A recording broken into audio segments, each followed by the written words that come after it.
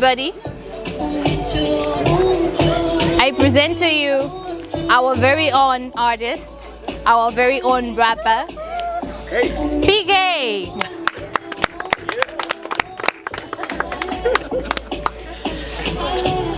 Right, guys, I want to perform to you a song that I already put out to the public. Because sometimes when I have a lot of time, I actually record and do some music. So this song, actually, I think it's the best that I've ever written because of the thought that I put into it and the concept that I address. All right. So I was talking about personal development in this song, and it's more like time is giving you all the resources that you're gonna need to make something out of yourself at the moment of your birth. All right, so it gives you all the resources and stuff like that, and then it's basically just saying you this is all up to you, and then do whatever you want to do with it. Right, so it's called pen and paper because that's what life gives us. So I'm just gonna need you to hype in a little bit by clapping your hands like on that level. All right, right there, we're getting there. I like it. Let's go. All right, pen and paper. Yo, eko pen, gwira pepo, peasant, how yambo lemba, each and every step your mama phone, it's so that's a yenda. Then you dosa yambo tamba, sule mason penya, ndizo kumba, kaya funa kala, wana kaya venda, kawi ndikupata, mapeji chito saya, duma tola nkani, vili ndiwe kusanka, saifa dinga kutu peze packs, yotu yelelo, apeno kaya zala, itakupate majelelo, nena fast, yenda wanji, what's the plan, zau lesi, zau nyizi, zabo bobo, si zabobo, ukapoponya, fufuda yambilanso komo Modziwa kuti mbili ya mwishane uyisisa Nisprago yobeleko kakanika kupilila kumasewe lowa theater duchi siza Hey, my resources ndikupata komo kaja uchu sana weti njuchi ndikufula Ndengo wako kajuluzi seza ndikutula Ukawetachi bwana moja mwako nkutuluka poti iwe ndiwodonta Chibekete, tela kutu gwida mausa yangane mpepete mapeni wonse ya japepo shako suna pesebe Soto zonya sisa moja wako suna sesebe Beu suna fesebe, munda suna gwetsebe Moto jukupatile mpaka pano suna gwetsebe Ukumango winya my excuse ngadi bebebe Kana suku wina manja mwako mulimbembebe Vado down press tide suna tetebe Koma, nabanja lauka polo suna tetebe Maso suna penyebe, zodi matafala nadu kama jo suggest ndiwe mfulu suna mfetsebe Vendi suna pesebe, plani suna lembebe, mimba suna pwetsebe, koze suna gwetsebe, kumanga hukida vibes. Amazing. Let me try too. Ukalowa sibwana watu ndikuturuka. That was amazing. He deserves a standing ovation. One more hand for PK. Amazing.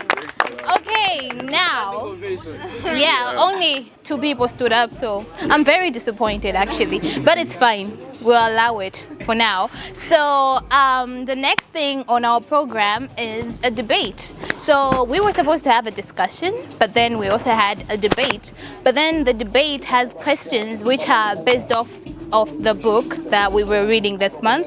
So we figured, well, it's the same thing. The discussion and the debate will just be one thing. So this debate will be led by our very own Madame Doreen PK Chomo Umasewela. Take the stage, baby.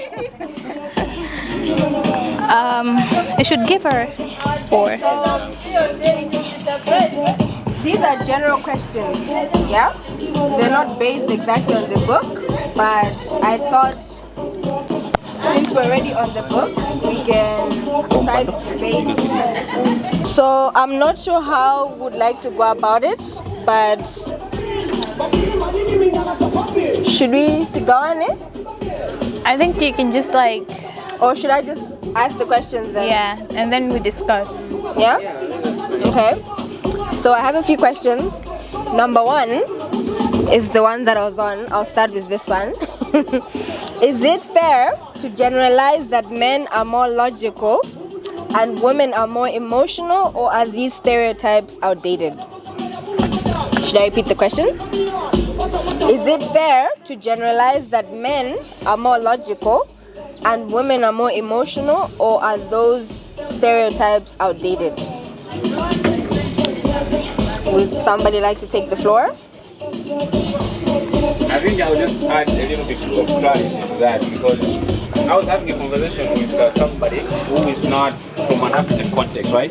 So his thing is, you know what, when you think about it, I think the roles, the characters, or even the inherent characters that we are talking about, like women are not usually more accountable, maybe they love money or that kind of stuff. I think they have been shaped by society.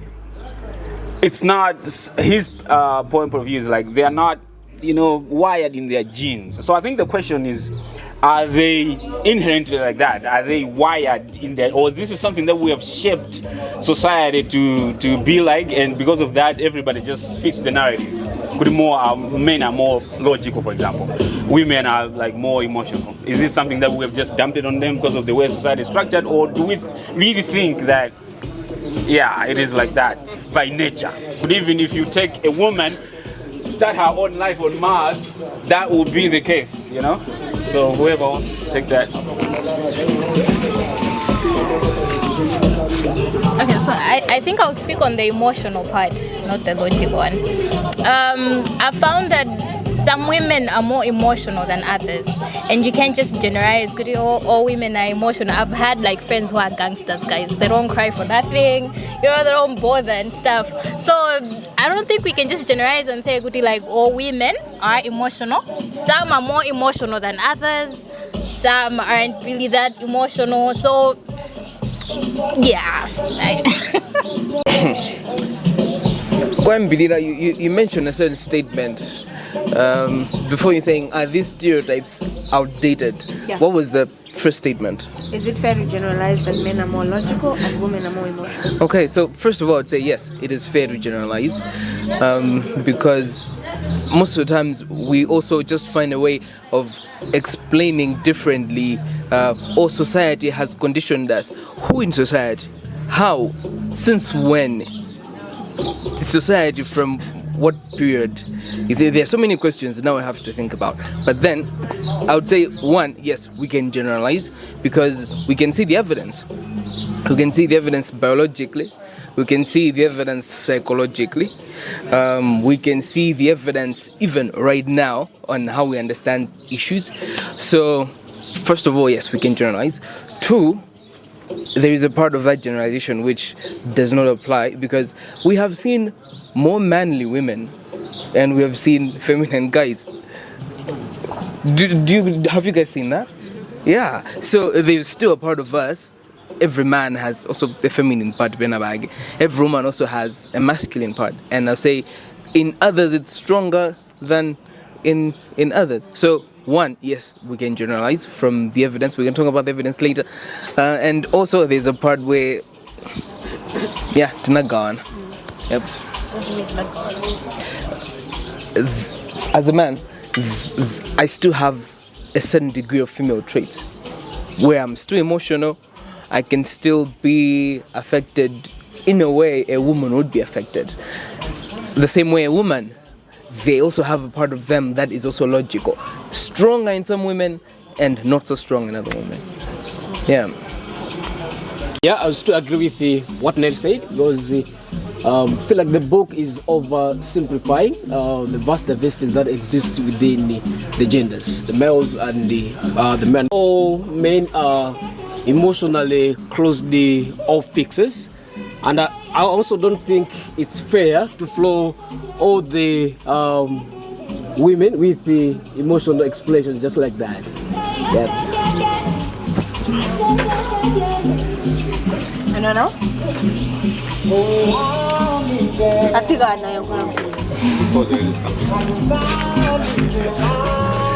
think when you look at the evolution of when you say women are emotional and men are logical, on what basis are you saying that?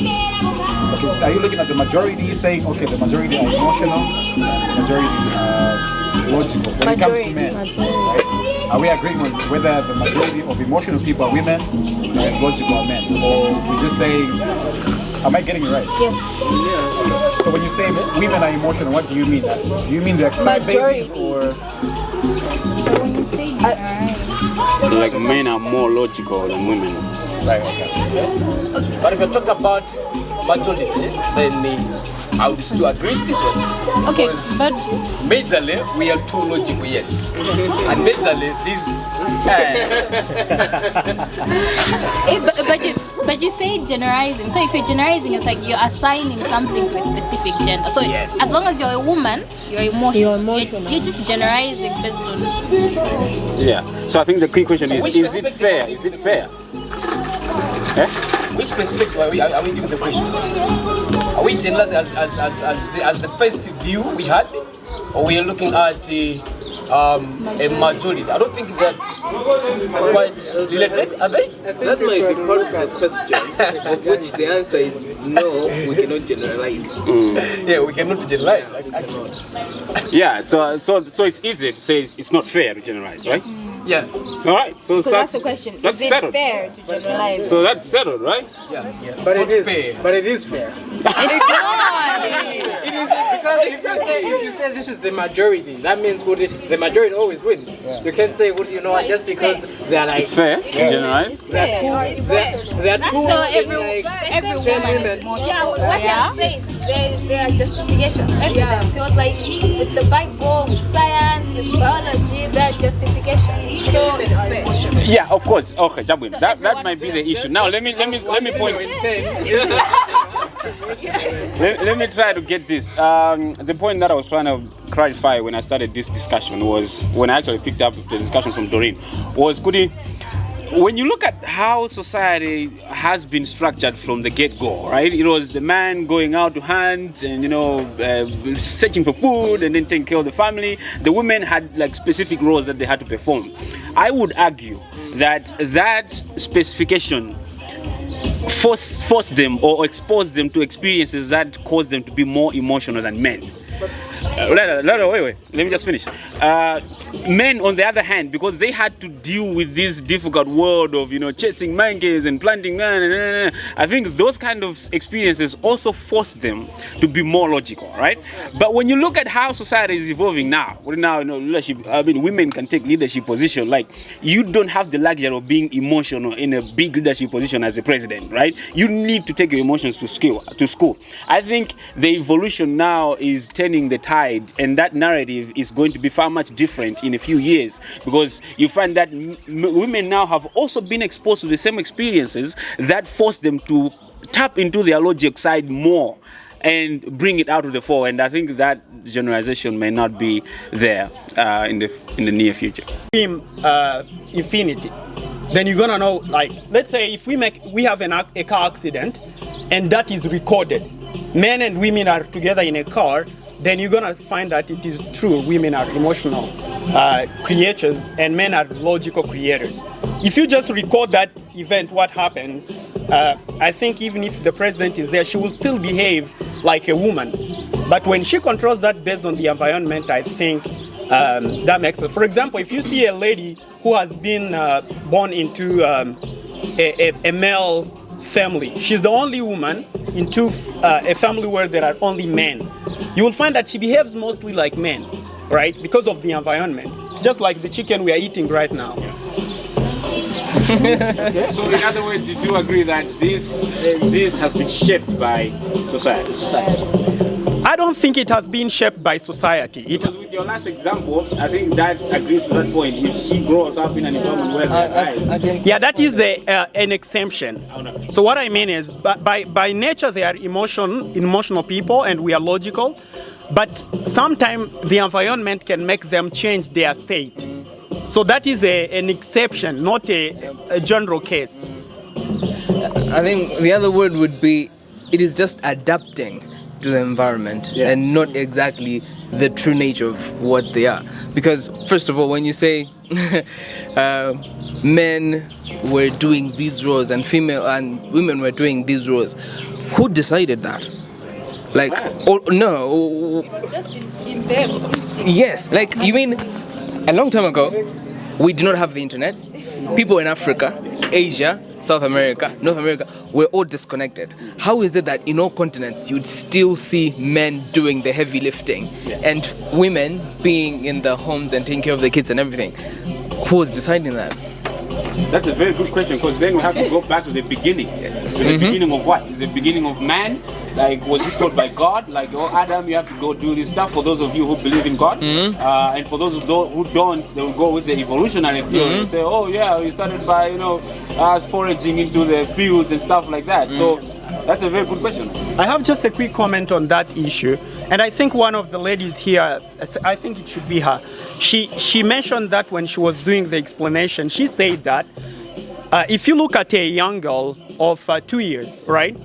Basically, she will be having some characters of trying to play with toys and those kind of things. And you won't see that to the counterpart, which is the male side. And by that time, we are mostly unconscious.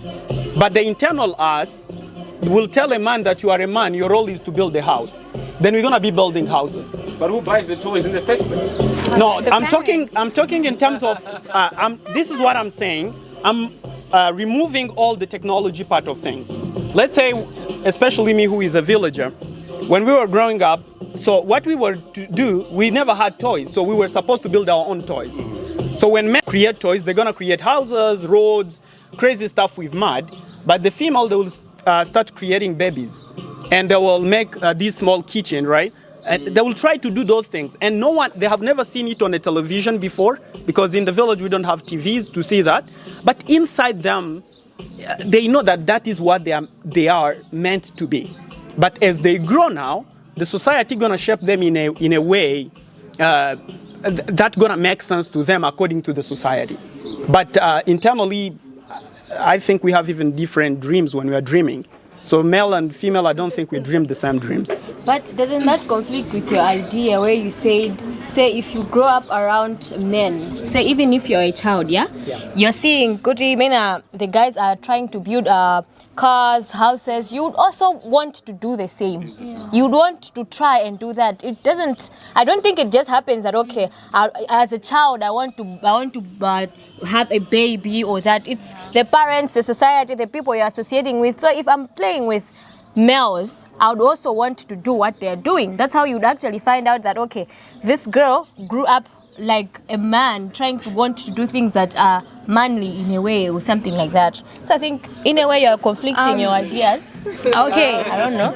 Yeah, I might. Like raising babies, we can all learn. I can cook, you know, but essentially that was supposed to be for females, perhaps in the past. But now I say, oh no, I can cook. It's not a manly role in a sense. So I think it is fair, because men are not so much in touch with their emotions. That's why they'll go in their cave, because they don't want to think about it. Yeah? They just want to think about nothing.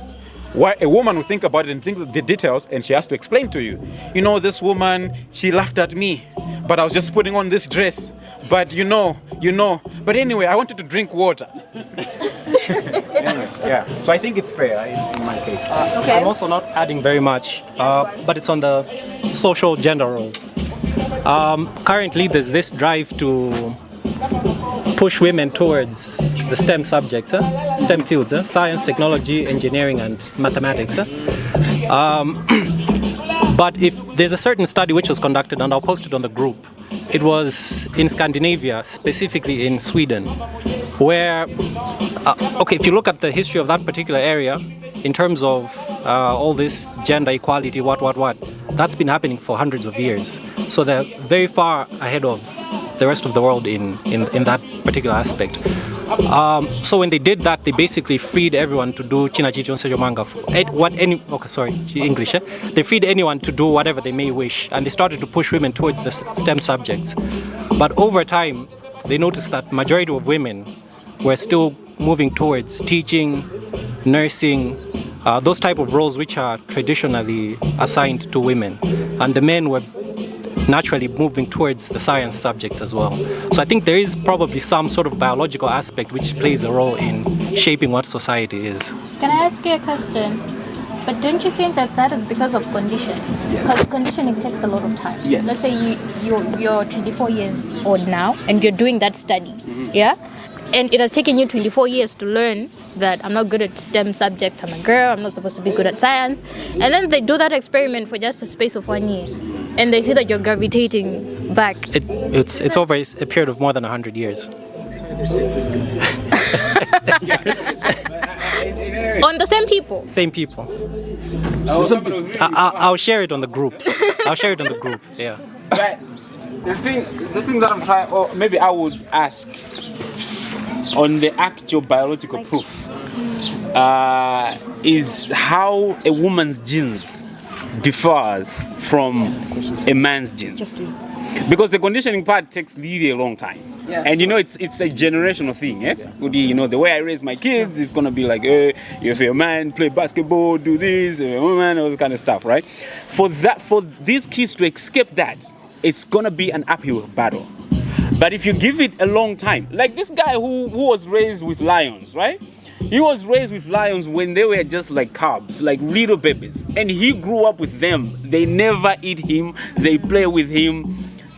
You never watched that documentary? I mean, eventually they'll eat him. They're like How would you know that? How would you know that?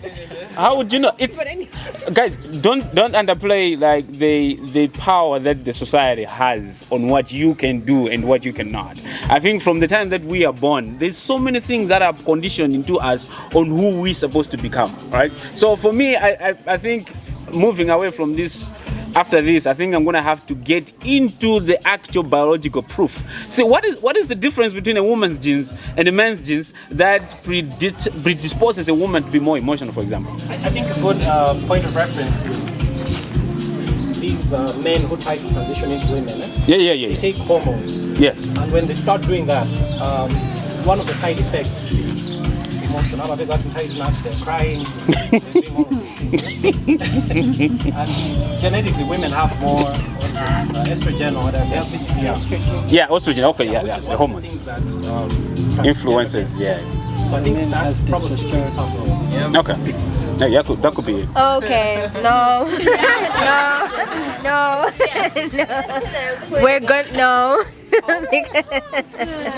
Women really haven't really taken back. You answer the next question. And that's why our brain sometimes is now functioning in a sense that we say, okay, male and female are the same, or they can play the same role. But let me tell you, probably you might agree or not, but I think women feel good about cooking.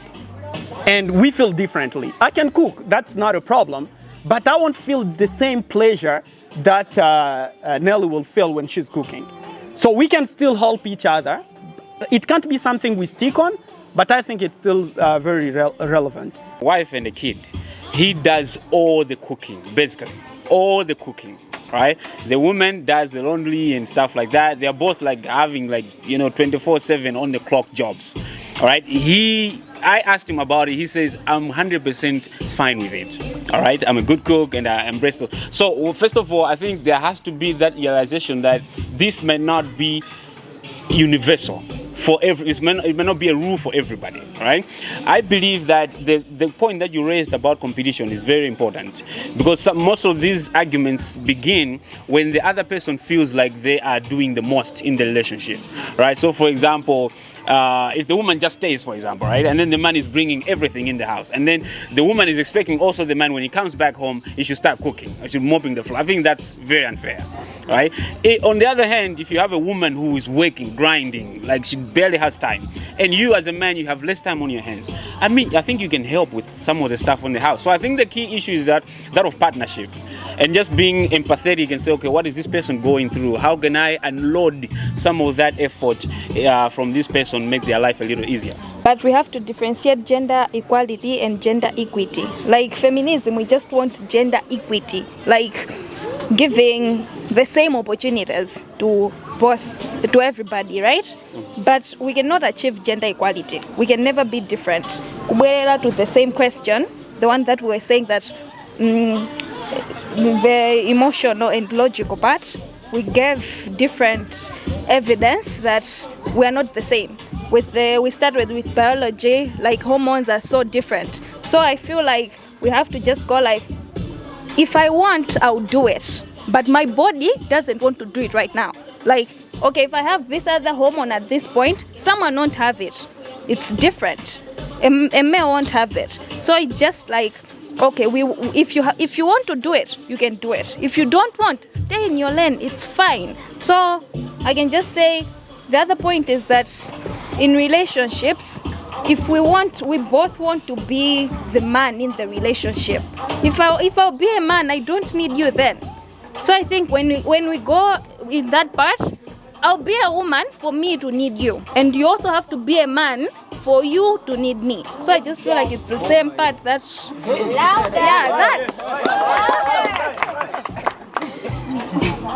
Any other comments? No? Last question.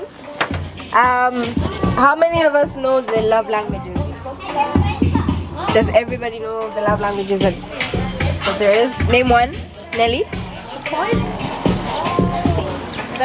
Acts of service. Acts of service. Yeah. Service. Yes. Acts of service. Yes. Name one. Words of affirmation. Yes. Yes. Physical touch. Yes. There's two more left. Quality time. Yes. And gifts. Gifts. So the question is, I wanted to go a bit. I wanted to explain them, but I think majority of us know the love languages. So the question is. For us, please. I don't know even one.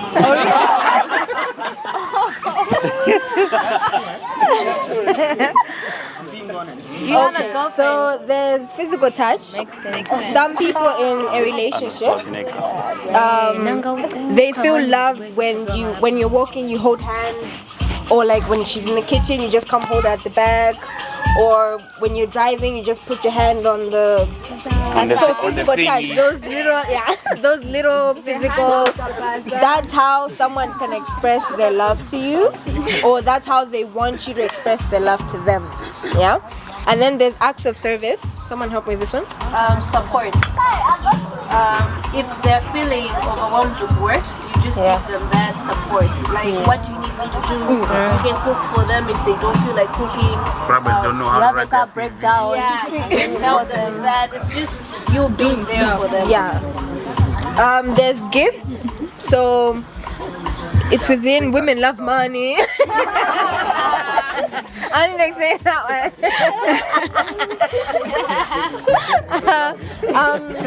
What's the other one? Affirmations? Words of affirmations.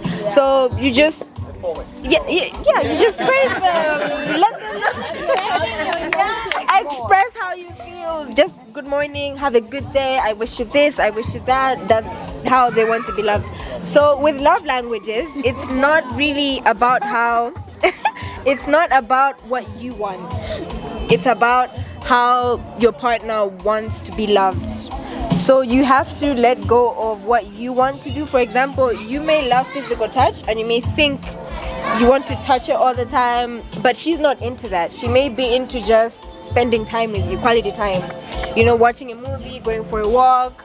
So you need to be able to understand your partner on how they want to be loved.